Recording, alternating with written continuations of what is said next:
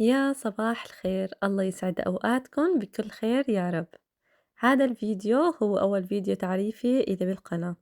أول ما فتحت القناة نزلت وصفات طبخ بس ما عرفتكن عن حالي، فحبيت أعمل هالفيديو وأنا عم بشتغل إنه هيك أعرفكن شوي عن حالي. أنا من سوريا وتحديدا من حمص، وعايشة بألمانيا.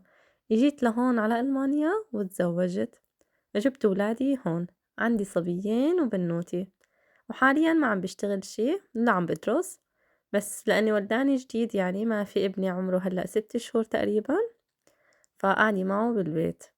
وحتى عم بتأخر شوي بتنزيل الفيديوهات لأنه التهيب الصغير، بتعرفوا يعني الأولاد بهالعمر كيف يعني بضلوا هيك حاملينهم بنضل ملتهين معاهم. كمان لساتني جديدة على اليوتيوب وعلى التصوير، فسامحوني إذا في شي مو كامل أو مو ظابط. بس من هواياتي إني صور، بحب الطبخ يعني، وأكتر وقتي بالمطبخ. ف يعني باحس هيك إنه حلو إنه صور، نزّل وصفات، نتعرّف على بعض، نتعرّف على العالم، وبنفس الوقت هيك يعني بنتسلى، يعني تسلاي بهالبيت. هلأ هون بدي باخُذ زريعة وأسقيها، ما شاء الله كيف بقيت عم بخها عم حسّها عم تنتعش الزريعة. هاي الزريعة إجتني هدية من رفيقتي، سبحان الله شوف الورقة كيف عم تفتح شوي شوي متل الوردة، أول مرّة بانتبه كيف الورق بيطلع. كانت ملفوفة كتير على بعضها، بعدين شوي شوي عم تفتح. أنا كتير بحب الزرع، يعني بالغرفة إذا فيني حط كل الغرفة فيها زرع بمليها كلّياتها زرع. وبتعرفوا على البلكون هلأ على البرد ما في شي عم يضل، يعني من الصبرة والبرد كل الأوراق عم تصفر وتموت. رح أخلّص هلأ هيك تنظيف ونبلّش مع بعض. رح أساوي اليوم إن شاء الله محشي الفليفلة، محشي كتير طيب وسهل والولاد كتير حبّوه، فخليكن معي لآخر الفيديو. هلأ عندي هون فليفلة ملونة، رح أحاول هيك شيل تمّا وأحفرها شوي، بس أهم شي رح أحافظ بس على التم هاد منشان سكر فيها الفليفلة بعد ما أحشيها. رح أعملها هيك وأحفرها من جوا وطالع البذر. هلأ هاي الفليفلة ما فيها كتير بذور، يعني بالسكينة هيك كلّه بيطلع. رح طالعن متل ما شايفين، هاي رح أحطها على جنب، بدي إياها لإنه مشان ما أكبّها بالغلط مع هدول البذور، شايفين فضيت بسرعة. وهي هلأ الفليفلة فينكن تعملوا لون واحد ما مشكلة، بس نحن هون بتجينا ملونة، يعني بنفس الكيس بيجي كذا لون. رح أعمل أنا بس 4 لإنه ما شاء الله هي كبيرة الفليفلة فبتتعبّى، ورح ناكله يعني أنا والولاد. زوجي ما حياكل معانا اليوم، هو برات البيت. وهلأ منشان التتبيلة عنا هون الرز الأصيل نقعته وحطيت بصلة فرمتها، وهذا البقدونس ودبس فليفلة ودبس بندورة هنحط، وتوم، وحطلها زيت زيتون. رح أعملها كلها بزيت الزيتون.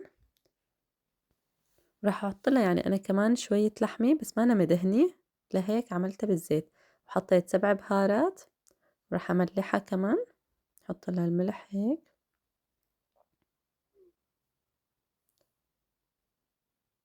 وحط شوية لحمة، وفينكن كمان تساووها بلا لحمة متل اليالنجي، وحطولها دبس رمان كمان كتير طيب، يعني قد ما حمطوها بتطلع كتير طيبة. هلا هيك رح ندعكن سوا منيح. متل ما شايفين حطينا بصل وبقدونس وتوم و7 بهارات والملح، وحطينا لحمة كمان ودبس رمان بالآخر ودبس فليفلة ودبس بندورة. ريحتها متل اليالنجي عالزبط، بس فيها شوية لحمة. حتى فينكن تسووها بلا لحمة، يعني متل اليالنجي عالطبق، بس أنا لأنه صايرة وجبة غدا حطيتلها شوية لحمة. هلأ رح أحشيها، نحشيها يعني 3/4. هي الفليفلة سميكي ما بتأثر، بس بنحشيها 3/4 منشان ما يطلع منها الرز. راح أخلي شوية هيك فضا منشان يتفتح الرز. راح أحشيهم هلأ هيك متل مو شايفين، سكرناها وبنعمل الباقي نفس الطريقة. هني على فكرة حتى لو ما سكرناها من فوق، ما سكرناها لتما، نفس الشي يعني ما حيطلع من الرز لأنه رح نوقفهم نحنا. ما حبيطلع يعني خلص بتحسيها إذا بس إنه غليت رح يتفتح الرز وما حيطلع منها شي، بس يعني سكّرتها أحسن. راح أحشيهم هيك كلّياتُن. هلأ أنا زاد هون معي حشوة، بس عادي تاني نهار بطبخن رز عادي يعني بيصير منشان الولاد بياكلون. أعملن كلّياتُن نفس الطريقة.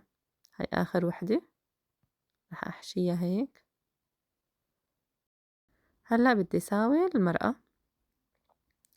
هلأ هون نخّستُن هيك منشان تفوت المرقة منيح لجوا. أنا حتى الكوسة هيك بنخزها بهالطريقة منشان تفوت المرقة لقلبا، لإنه بتكون قشرتُن سميكة، فمشان نتأكد إنه المرقة فاتت بقلبا. هلأ المرقة بس مي ودبس بندورة ومنملّحها متل مرقة المحشي. أنا بس هون رح أحطلّا كمان زيت زيتون. عندي دبس البندورة هادا سميك جايبته من حلب، يعني معلقة وحدة عم تكفي، وبدي أحطله زيت زيتون كمان. وهلأ حطّن عالنار متل طبخ المحشي العادي. أول شي منعلي النار عليها، بعدين منوّسها. هلأ هيك علّيت عليها النار،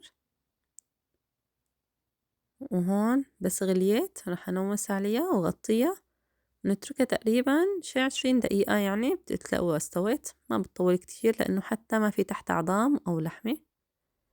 هلأ هي غطّيتها ورح أتركها. هاي هون بعد شي 20 دقيقة تقريبًا. أنا ما بدي إياها تنهرس كتير مشان أحسن طالعة من الطنجرة ما تفرط معاي، يعني 20 دقيقة تقريبًا عالزبط كانت خالصة. شوفوا ما أحلاها، ريحتها عبّت البيت، كتير كتير ريحتها طيبة. هاي الفليفلة الخضرا كانت أسمك وحدة بيناتن وأكبر وحدة، ما تعبِّت رز فما تنشال من كتر ما تقيلة ما شاء الله. شوف ما أحلاهن، هنّي إذا كان حجمٌ صغير أحسن، متل الفليفلة الصفرا حجمها صغير. إذا حجمها صغير أفضل، يعني لإنه وقت عم تتعبى بالرز ما عم تتحمّل، يعني مشان تشيلوها تضل منظرها حلو. شايفين والله ريحتها غير شكل، بس متل النار ما عم بسترجي إني لُقّا. رح أفتح وحدة قدّامكن فرجيكن إياها. ما شاء الله ريحتها بتجنن. بس تعرفي شو كان ناقصها؟ يعني أنا وهون بدي دوقها اتذكرت إنه ناقصها هي أساسًا الحد، بس هيك ما فيني أحط حد لإنه الولاد بدّن ياكلوا منّا. بس لو كانت حدّي كانت طلعت بتجنن. عن جد كان ناقصها بس الحد، فأنا صرت رشّلّا حد أنا وعم باكل منّا. عن جد القشرة ما أحلاها مستوية ومن جوا الطعمة متل اليالنجي، هيك كانت عامطة حامضة على الخضرة يلي بقلبا. عن جد بنصحكن تجربوها. طلع هون صرت رشّلّا حد. عندي فليفلة من الحسكاوية اللي كتير حدّة، يعني رشّة منّا حدحدت. وهاي الفليفلة الخضرا هيك فتحتها للولاد وزوّدتلّن عليها دبس الرمان كمان. وهلّأ بعد ما خلّصنا شغل البيت ونضّفنا وتغدّينا، بدنا نقعد هيك قعدة على رواق نرتاح شوي ونشرب شاي سخن. عن جد هاللحظات البسيطة هي أحلى شي بالنهار، بتخلّينا نحس بالراحة بعد التعب. بتمنى من قلبي تكون عم تعجبكن الفيديوهات والوصفات اللي عم قدّمها، ويكون المحتوى هيك خفيف وقريب منكن.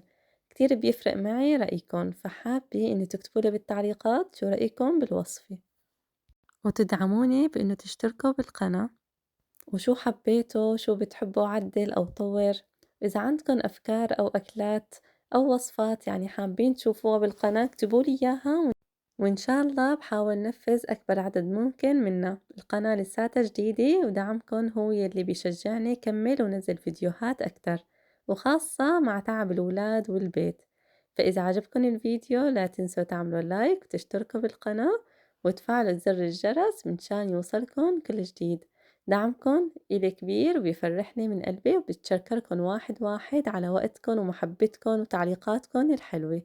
وإن شاء الله نلتقى بفيديو جديد ووصفة طيبة. ديروا بالكن على حالكن والله يحفظكن ويحفظ عيالكن. ويلا سلام.